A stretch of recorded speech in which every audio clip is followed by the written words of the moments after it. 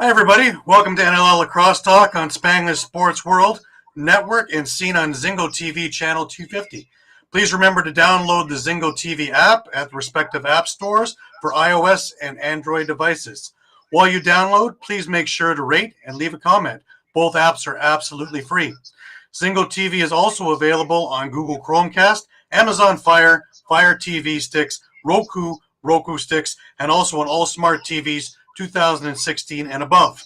Now on NLL Lacrosse Talk, allow me to introduce my very special guest, Cam Milligan.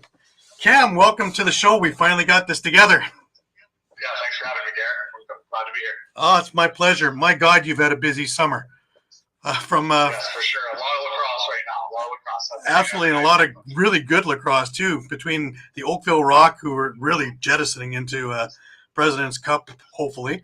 And also now that you've gone out of the Kodiaks over to the Peterborough Lakers, looking to five-peat, so you could wind up with two nice pieces of hardware by the end of this summer. Yep, that's the goal for sure. Yeah, it'd be nice to walk away with a manor and a Prezi after the summer, so that's the goal for sure. All right, so the way we start all these shows is we ask the same question to everybody, and that is, how did you get started in lacrosse? So I was very fortunate where my father played for lacrosse while I was growing up, and he also coached. So I've been introduced to lacrosse dressing room since the time I was born.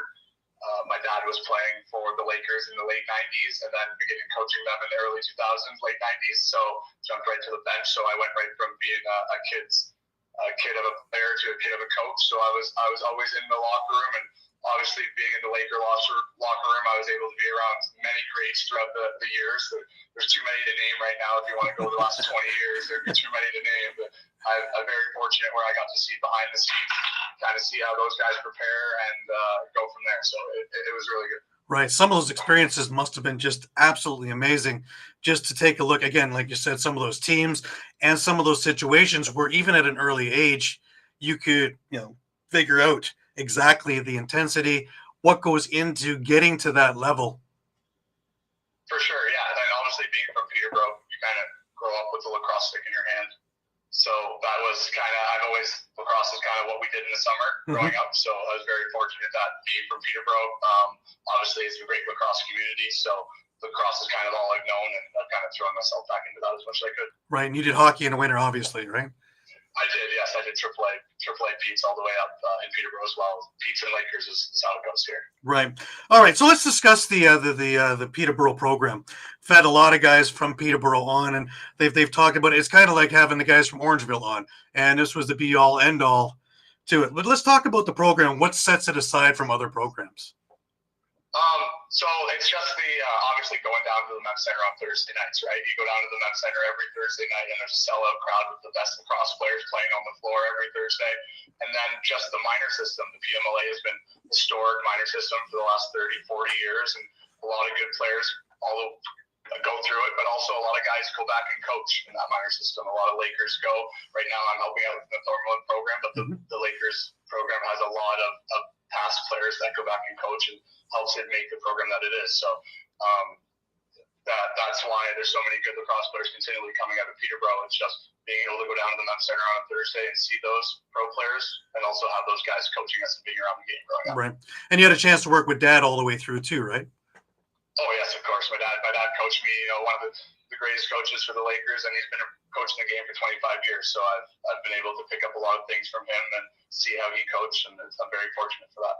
Right. He's been on our show too. It's been one of the best shows we had. It was fantastic going through the years with him as well. Now you spent 4 years with the Lakers Junior A program. Then you asked for a trade in 2016, and you were traded out west to the Delta Islanders. Let's talk about that. Yeah. So I also actually played 6 years for junior. I played as a midget call-up. I got 8 or 9 games in as a midget call-up while I was still a midget, and then I played 7 games my 5th year before I was traded at the deadline. I asked for a trade at the deadline because we were not in a playoff position to go for the Minto Cup, and I wanted to go for a Minto Cup on my last year. So I asked to get traded out west, and I ended up in Delta for the Delta Islanders, and I had a great rest of the summer out there. We actually made the Minto Cup beating Coquitlam, who won the Minto Cup that year out west in the BC final. But unfortunately, we didn't make it to the Minto Cup round. So yeah, that was a great experience. I'm glad I got to go up there. A lot of guys on that team are now playing pro, and they're some of my best buddies. So I was glad I got that experience. Yeah, you had a chance to play with, I guess, Trey Leclerc, Chase Fraser, all those guys, and their experience. How Callies, Tyrell Hammer Jackson, Adam J. The list goes on and on that team. I think there's about 8 or 9 pro guys right now on that team. How did that experience in its own right help define your game?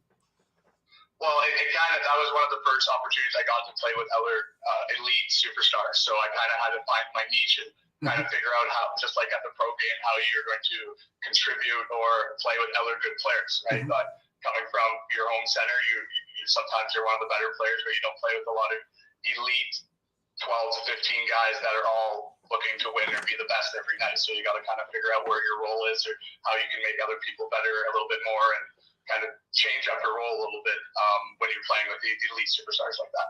Right.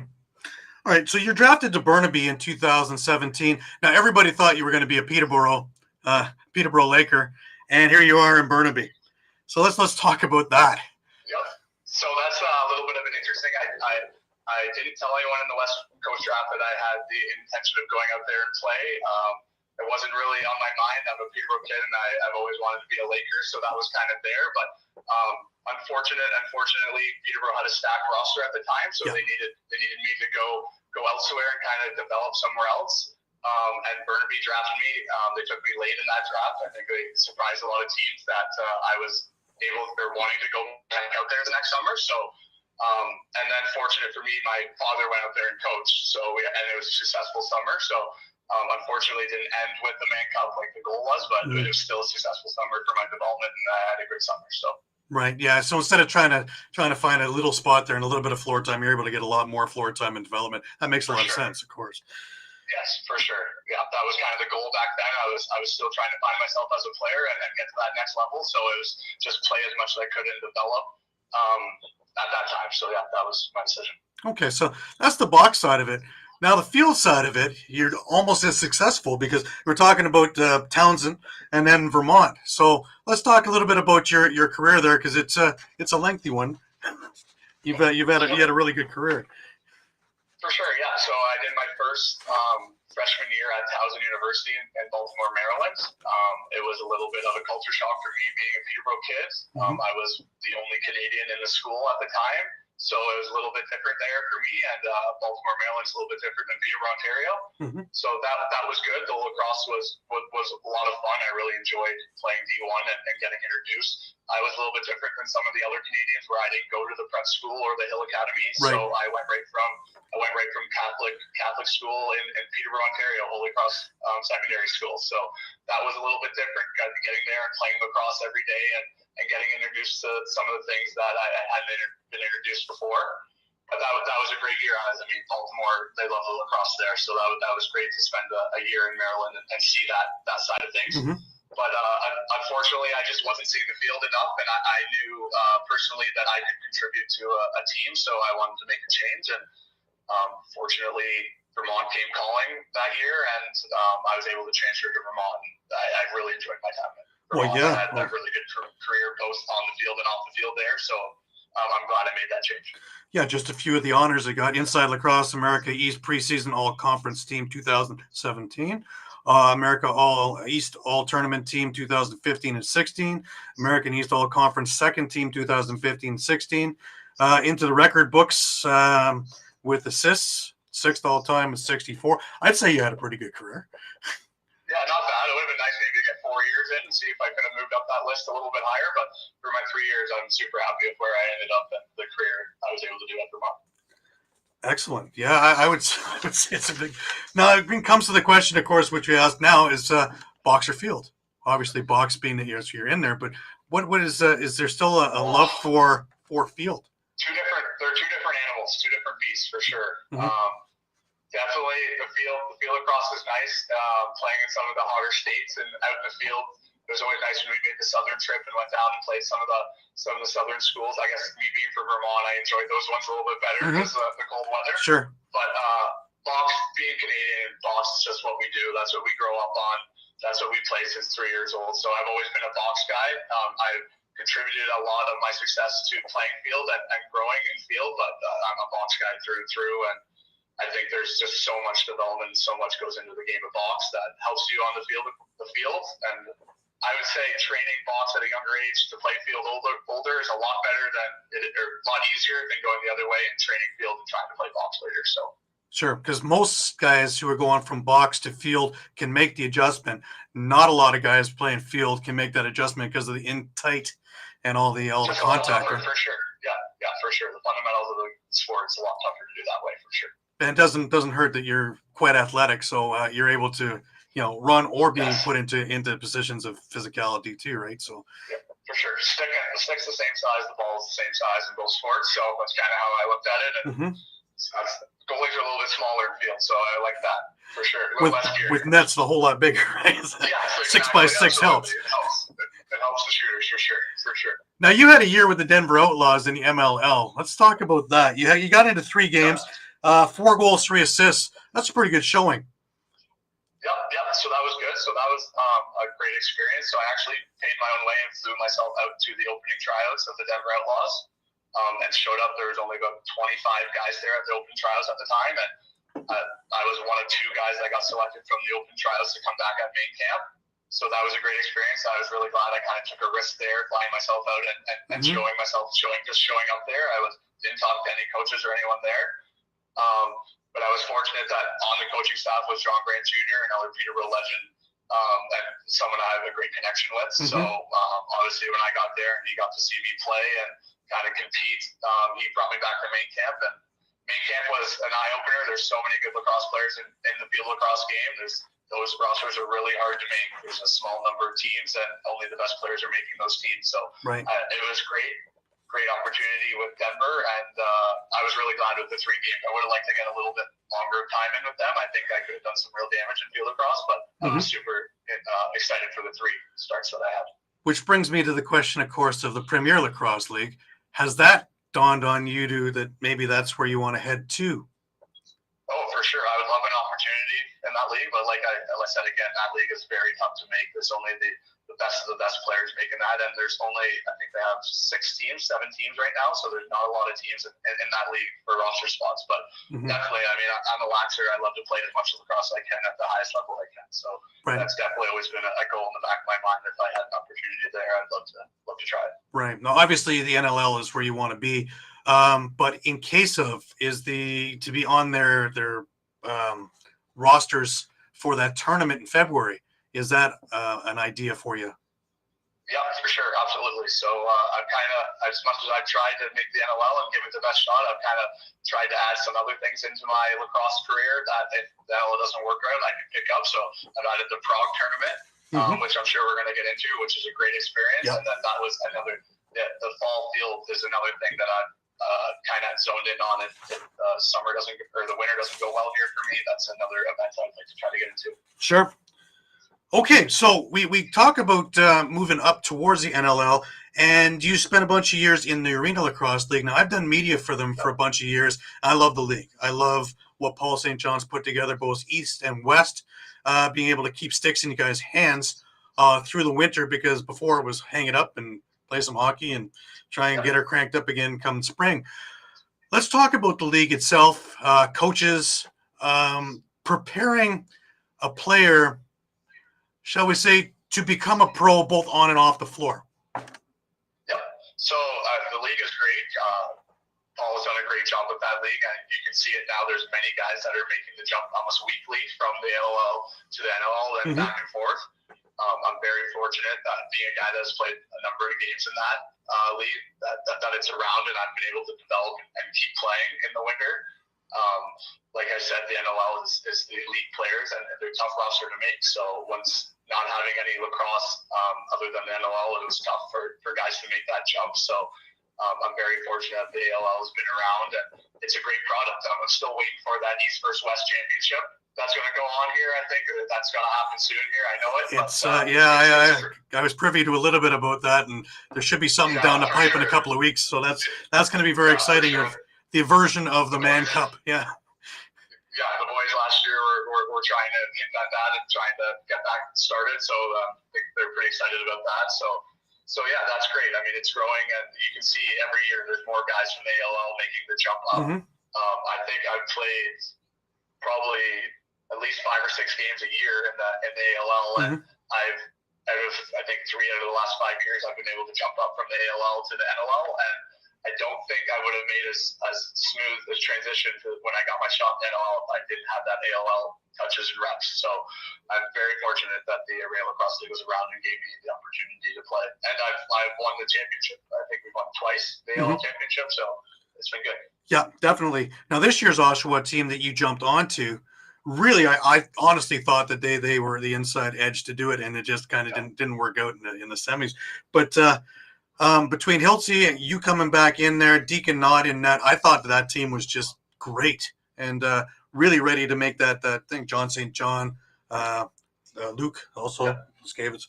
So yeah, I think that is that just in case you don't catch on with a team, is that in the radar for this year as well to keep playing? Absolutely, yeah, for sure. I'm going to keep playing. Obviously, with me being back on the Lakers, my goal is to be a full-time Laker guy next summer. So whatever development or opportunity I get this winter, my job is to get in the best shape I can and be at the best for next summer when I play for the Lakers. That I'm at my best, so that will be my goal this winter. And wherever the opportunity comes or whatever opportunity I get, I'm just going to try to make the most of it. All right, let's jump into the NLL stuff, because there's been some trying times. There's been some really great times. There's been times where you've actually been in the forefront of turning a team around. In my eyes, you and Dean Farrell, I think, were a big part of Panther City turning around. But you jump in with Rochester, you get a couple of games in there just to get the taste and get the feel of it. Let's talk about originally jumping on to Rochester, and the big question I always have is, was it what you expected? So when I went on to Rochester, this was the old Rochester Nighthawks at the time. Yeah. And yes, it was what I expected. It's just as fast as everyone expected. Everyone is just as skilled and big as everyone expected. It's really good lacrosse. Like I said, everyone on that roster is a really good lacrosse player. There's no bad players in the NLL, so it was good. But the right side was, they had a really good right side at the time. Most of the guys that were in Rochester with me are still in Halifax. They picked up Bushi, they had Shang-Chi, I think they had Mike Burke at the time. So they had a bunch of righties that are still with the team. So unfortunately for me, it's just been an opportunity with other good righties I've been playing. I got drafted to New England that had a right side of Sean Evans, Kevin Crowley, and Kyle Buchanan. Yeah. So I've been playing with a lot of good righties, which has helped me in my career become the pro that I am, but it has also not given me as much opportunity maybe as I could have gotten with playing with those righties. So right. So you get on to the Panther City team, and what did TK say to you when he first signed you? What was expected? So the first conversation, TK really just said he needed someone help on the power play. He said that it wasn't going very well for them right now, and they needed a guy to run the power play and just come in and do the best job that I can and work hard. So that was kind of my mindset. I hadn't got a shot there for a little bit when Panther City called me, and they weren't doing real well at the time, so I really had nothing to lose. Yep. And it was nice that Dean Farrell came in at the exact same time I did. So we were both the new guys at the exact same time, and his game complemented mine very well with him being on the backside and me being a passer. So I was able to create a connection really quickly with Dean, both us being the new guy, and we were very fortunate that the team started winning and the season started turning around. So that made the experience so much better for us, and I honestly couldn't have asked for a better 7 games with Panther City at the end of the year. It went great, and I know we didn't win the NL championship, but it felt like we won the NL championship at the end of the year. So, well, yeah, you came from you basically put a team that was nowhere near a playoff spot to just inching away from a playoff spot, and then the following year they found a way in. But I do think that your game and being able to show other guys that game was instrumental in turning that team around.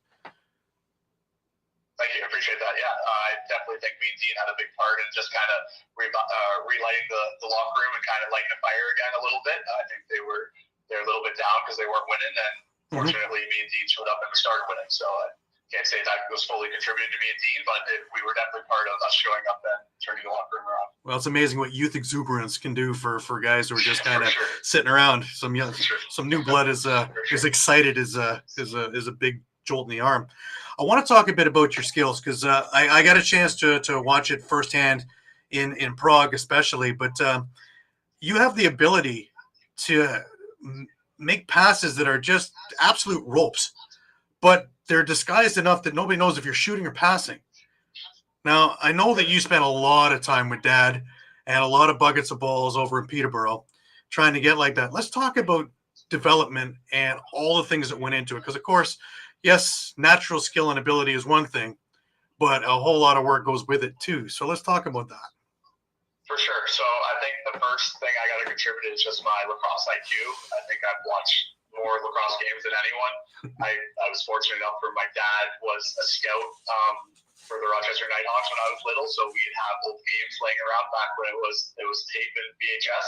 So I grew up pretty much watching games on video my whole life, and I contribute my passing to just knowing the game, just watching lacrosse and just knowing where guys are going to be.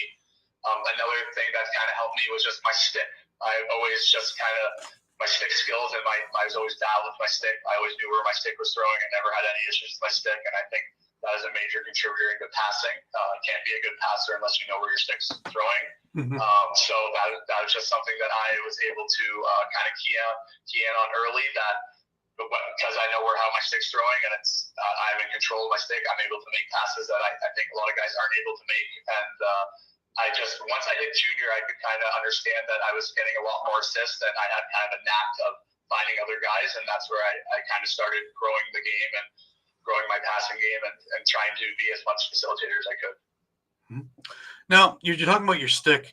Is there a particular kind of stick that is your favorite that you like to use and that you've strung or? There is. So I've been stuck on the Cyber Pros. They're an old stick. I've been using them. So my buddy Zach Courier was fortunate enough. He worked at the Warrior factory and was able to put his hands on a couple Cyber Pros, but I don't even think they make them anymore. So I've been using those heads until they break. I got 2 more left, and once they're broken, I'm gonna have to find a new head. But yes, I've been a little bit stubborn on my head. I've been using the same head probably since I left Vermont, so it must have been the last 5 years. Mm-hmm. Obviously, it's been a different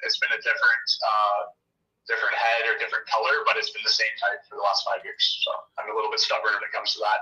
It's going well for me, so I don't want to change it. Yeah, it works out very well, so I wouldn't change that either. All right, so MSL, you wind up with Coburg and playing for Dad. I guess that was 2019, just before COVID shut us all down and we all got to watch through our windows.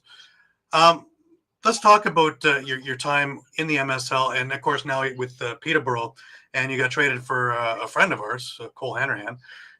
So which is kind of interesting too. And that when I saw that, it was just kind of weird. But so let's talk about getting into Coburg first. And of course, the program has been on the verge of doing something really, really great for a long time.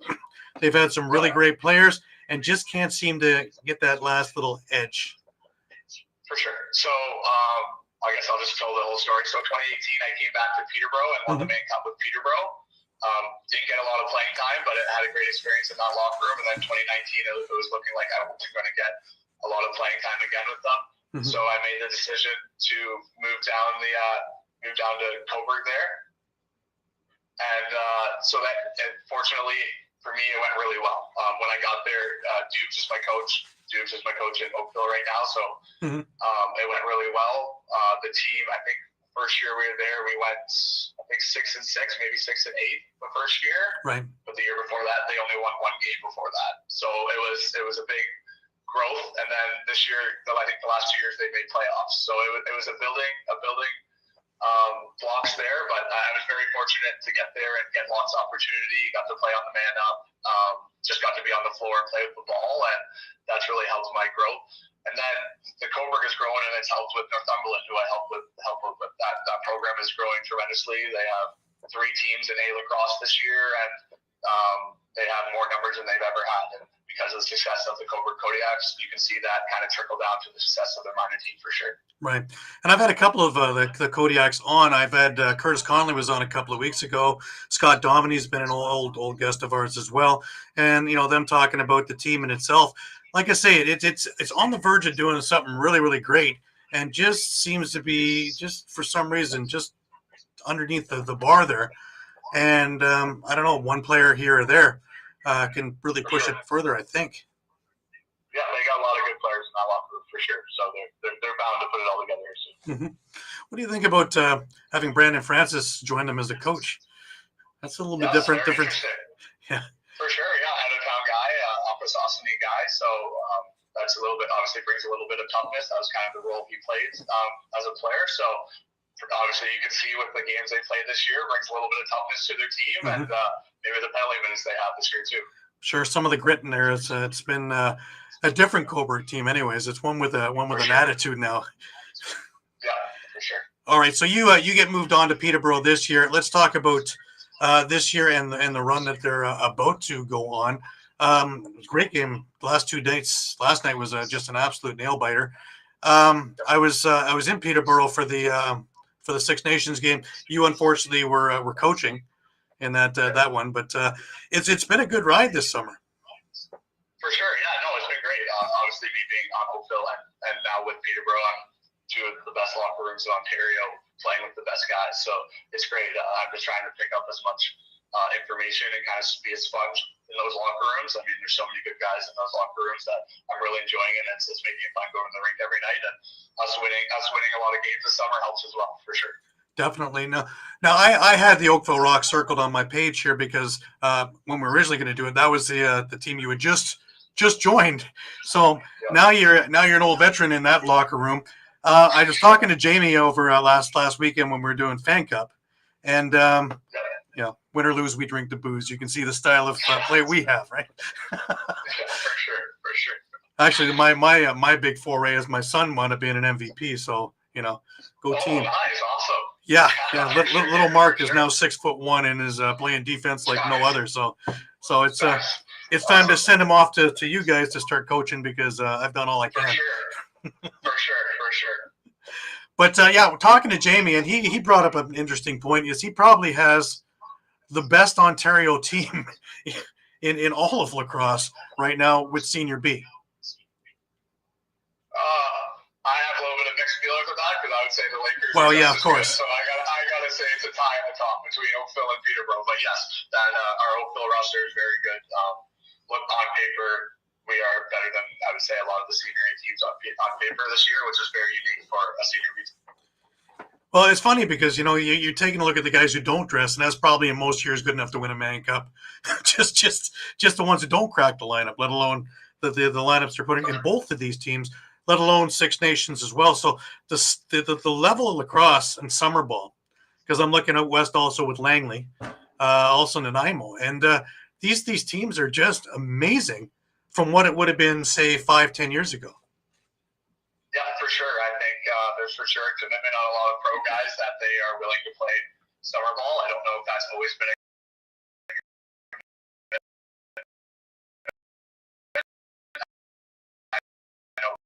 Peterborough has always had that commitment. The Lakers have been very fortunate, but I think the caliber of lacrosse in the summer, and it's very good for the fans and the minor systems because those kids are there watching those guys play every night. They don't really get to do that in the NLL when they're traveling all over. So it's really fortunate for the young fans in the minor systems. Right.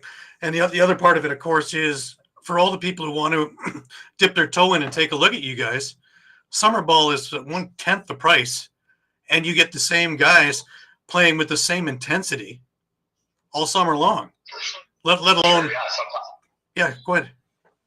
Sometimes there's 2-3 games a week too, where you don't get that pro, right? You only get one game on the weekend, where sometimes these guys are playing 2-3 games a night right in your city. So it's a great opportunity for a lot of fans to get out there and see these pro guys play.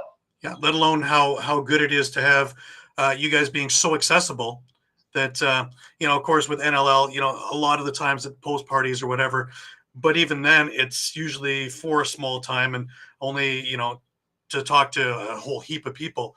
Summer ball is a much, much more one-on-one just kind of casual conversations and, hey, what's going on? How's it going? And blah, blah, blah. And you get a lot of the, at least in Peterborough, from what I've taken from all my my games up there, is going to Sticks pregame and talking to all the legends. Post game is behind the net and talking again with legends and other guys. And, whatever I didn't know, I'm learning. So it's coming. So to have that and to have that at your access, but even to have that as a pro at your access and to pick these guys' brains has to be an advantage towards your game, where you're going, and even towards your coaching. Yeah, for sure. Obviously, access is a great point. That's the summer. That's what it brings. It's you get uncanny access to the pros that you don't get in the winter. But yeah, I'm very fortunate. I think my coaching very influenced on being in the many locker rooms that I've been in. Mm-hmm. Obviously, being around my dad and being around Jamie Batley and being around some of the great coaches that have coached the Lakers in the last 10 years, Bobby Keys, those are the three guys that were coaching when my dad was coaching. So that makes a big difference. So. Another name that comes to mind out west, I think, was Neil Doddridge. He had something to do with your career as well, right? Yes, Neil was my Delta coach as well. Right. Yeah, so I've been very fortunate where I played on many teams and had many great coaches to help me influence my play and just kind of give me not as much, not always on the floor pointers as much as in the locker room or just life pointers for sure with a lot of those good coaches. Right, because again, it brings back to what I was saying with the Arena Lacrosse League, how to be a professional on and off the floor and how to get up and stay up. Because it's one thing to make the journey and work your butt off to get there. To stay there is a whole other aspect because there's a whole bunch of you guys coming up to try and take your spot. Absolutely. Every game's a battle, and there's always someone else younger or just newer that's ready to go. So you always got to be on the ball, and you always got to be at elite level at all times. Okay. Let's get on to the Rubeski tournament. Now, I loved it. I thought it was incredible. The outdoor box is just something to behold. If you never had a chance to get out there, this is something to put on your bucket list to actually watch the games there, to experience it, to experience the lifestyle and experience the city in its own right. So, of course, my first question is, how did you get involved with the Green Gales? So, Doug Louie actually reached out to me while I was playing NLL and said, obviously, I've been dropped from NLL, so I had the March available and was wondering if I'd wanted to join the team when we went over there. And I'm really glad that I said yes and was able to put together.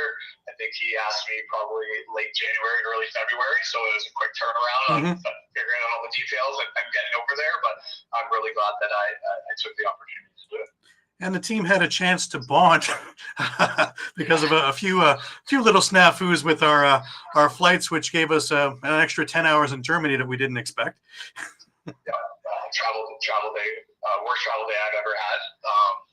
Sitting in an airport for 12 hours before playing 4 lacrosse games in 4 days is interesting, very interesting. I don't think we would have done it that way if we had the choice, but nonetheless, it was a great experience and an opportunity. And although it started that way, it went right uphill from there. So definitely, and I would say again with the veterans, with Brendan, yourself, Bryce.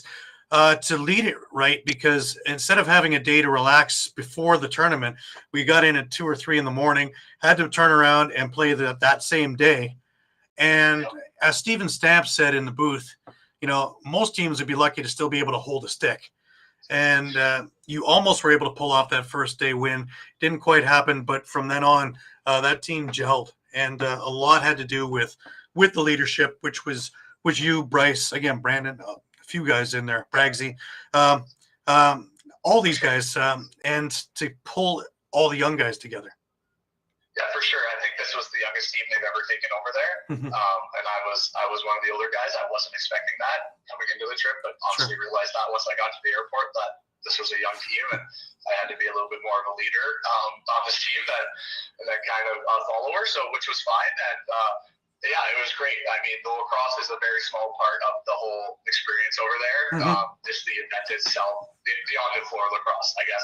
The camaraderie and the hanging with the other teams and kind of having a couple beers after with the other teams is all part of the experience over there, and it's once in a lifetime experience. Absolutely. And then to take a look at some of the European teams and how they've increased their skill levels over the years is incredible. It's reminded me a lot of hockey, where if North America stays put and just kind of rests on the laurels, just like hockey, they're going to come right above us. For sure. Yeah, so that tournament's really cool because some of the national teams play in that tournament against us. So it was really cool getting the opportunity to play against some of the national teams that we got to play over there. And we lost to Czech. Like they were legit. They were really good. It was a really good game, and unfortunately we lost to them. And they have some really good players on that team. It won't be long before those guys are making the jump over here and playing professional. I'd say within 5 years, those guys are going to be over here playing. So. Well, that Raditon team wound up making it to the finals, and they lost to Halifax. But the year previous, they won the tournament, so they are legit. They are a really good and really fast team.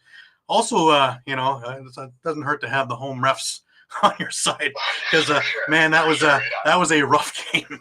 It was, yeah, for sure. Very unique playing outdoor bowls too. Like not something we used to do here in Canada. Outdoors, played through the rain, played through all conditions. So yeah, very unique experience, and one I'm really glad I got to experience. Right. Also, but now we're going to talk about your skill level again. Is to see you on the floor with a lot of these guys, and again, elevated above between your passing, your shooting, but also your leadership on the floor, being able to maneuver the offense and the transition guys around. Because I could call you a coach on the floor the way I saw it on the bench. I think that would be a pretty good think about it. For sure, yeah. Well, with us having a young team, and I think there's three guys that have played pro before on the team, so I kind of wanted to just direct a little bit, and obviously I'm a very competitive guy, so I wanted to win. So of course, that was kind of it. I was kind of leading on the floor, and we had a lot of good lacrosse players that kind of listened and worked really hard. I mean, unfortunately, we didn't get the job done. We lost in the semis to Raditon, but it was a really good job, and I really enjoyed it. So, quarterfinals, actually. I think it was the quarterfinals. Yeah, Alberta, I think it was. And it was a weird game because it had rained, and, of course, you guys didn't have your skates on. And it's just such a weird thing is you can go from dry to, up to your knees in water in the span of about half an hour there. Even in the stands for the final game, it was like Woodstock out there, and just trying to get up the hills and navigate without winding up on your butt was a whole different. For sure, no one seemed to care though. No one seemed to care. No, 2,000 people there for the final. It was fantastic. I also really enjoyed that you guys would do clinics the second to last day of the tournament, and all the young kids out there in their jerseys, and of course most of them went towards the Gales jersey. That's the most popular thing out there by a long shot. Yeah, for sure. The Gales, I've been there for many years and have done a great job building a legacy over there. And as soon as we hit the floor, the crowd was cheering for us, and kids were coming up looking for our autograph, which made the experience awesome. The clinic is super cool. So they probably had, I want to say, close to 100, maybe more kids on the floor for the clinic. Least. And they had all this. Yeah, at least. And they had all the teams training them and doing little skills with them, which made it great. You can just see how the game of lacrosse is growing over there with all those little kids having lacrosse sticks and following the game of lacrosse. Oh, yeah, and right from the word go. Like, the entire tournament, all the little kids are there. Parents are coming out there. There's such an interest in the town and throughout, and even going through Prague. It doesn't. You don't look like the odd man carrying a lacrosse stick on a trolley to get out to Raditon. No, for sure, yeah. And that's a good point. Taking the trolleys to and from games and jumping on the trolley with all your gear on and all your gear over your shoulder, and you don't get two looks at all. There's that. I mean, I'm sure they expected that week there was a lot of lacrosse players doing it, but it was a really cool experience jumping on the trolleys and going through the city with your lacrosse gear and saying hi to fans because they know what lacrosse is. It's really cool. And let alone also doing all the sightseeing together.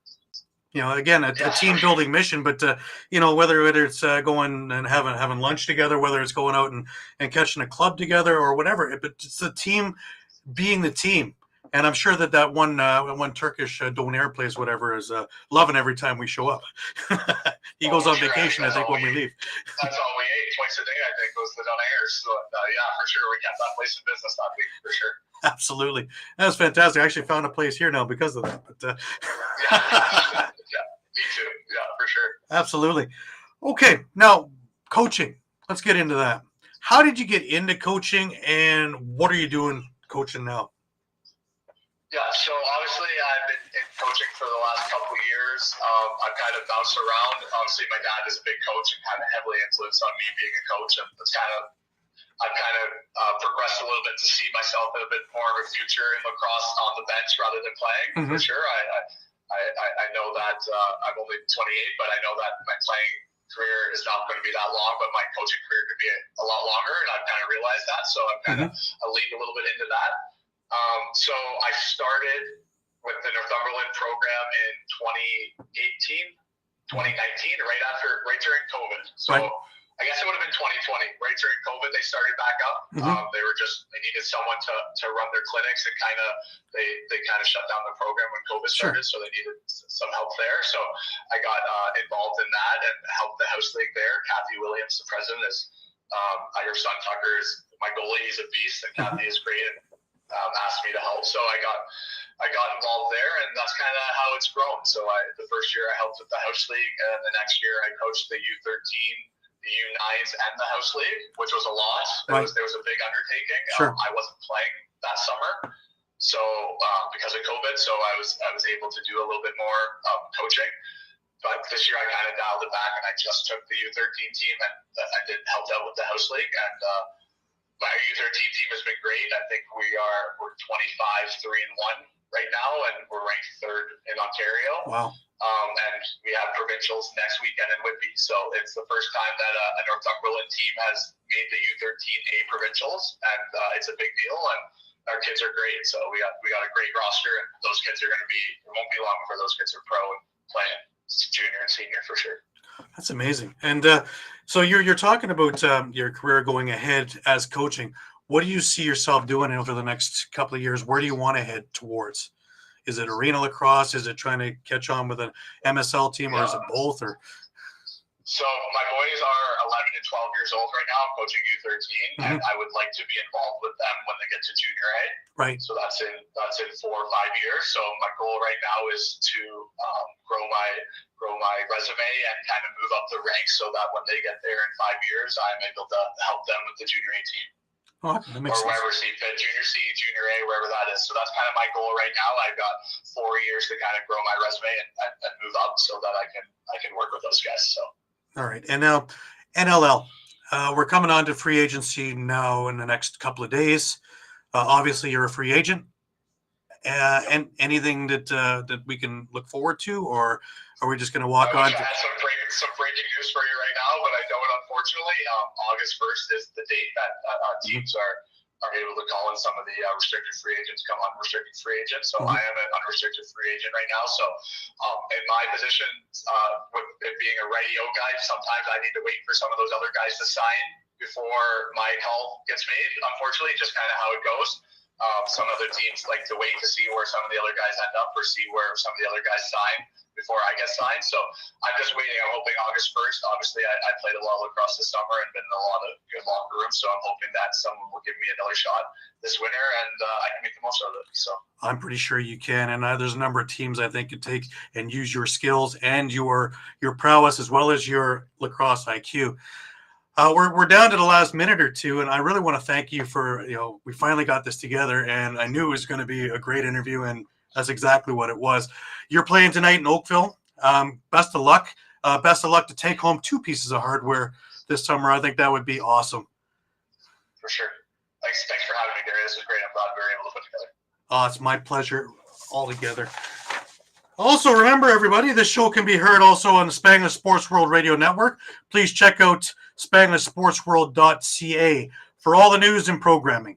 Spanglish Sports World. Watch it, hear it, read it, download it, live it. Until next week, take care, everybody. Keep your stick in your hands.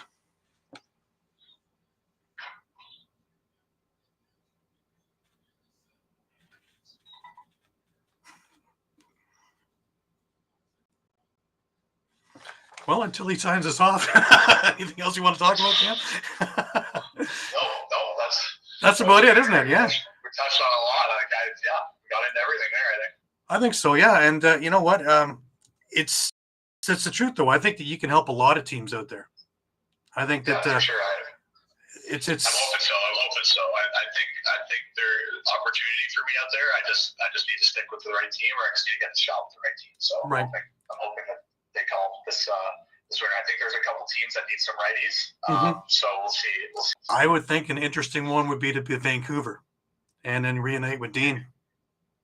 Yeah, now that they've rechanged it with Molosky out there, I think that this would be a great spot for you. And if you don't mind all the traveling week to week, and I think that would be an awesome spot. I would go anywhere. I would travel anywhere to get the opportunity for sure. And it will be interesting to see with Kurt going in there. I'm sure a lot of BC guys will be coming back with him being the coach there. So it'll be interesting to see how that goes. Awesome. Well, I don't want to keep you because I know you got to get yourself ready and get yourself out to Oakville. And again, I really appreciate you you coming on and doing this with us. And like to keep in touch. And well, hopefully we do Prague again if you're not in the NLL. For sure. Good. I'll talk to you whenever. All right. Take care, Cam. Yeah. Bye. That was Cam Milligan. And this has been NLL Lacrosse Talk. Seen again on Spanglish Sports World and Spanglish Sports Radio Network. Again, please check out SpanglishSportsWorld.ca for all the news and programming. This is it. Next week, we are going to have, I believe it's Duffy McCarthy on here, and we're going to be talking old-time NLL, and we're going to be talking about the 70s as well as his NHL career at the same time as his NLL career. And you're not going to want to miss that. So please check us out. Normally Thursdays at 4 p.m. Today was a little different. Friday at 1 p.m. But again, every Thursday at 4 p.m. And we missed Candid Frank this week. And he's having a little bit of a tough time this week. But he should be back with us next week. We send our regards and wish Frank the very best. And until then, bye-bye for now from NLL Lacrosse Talk.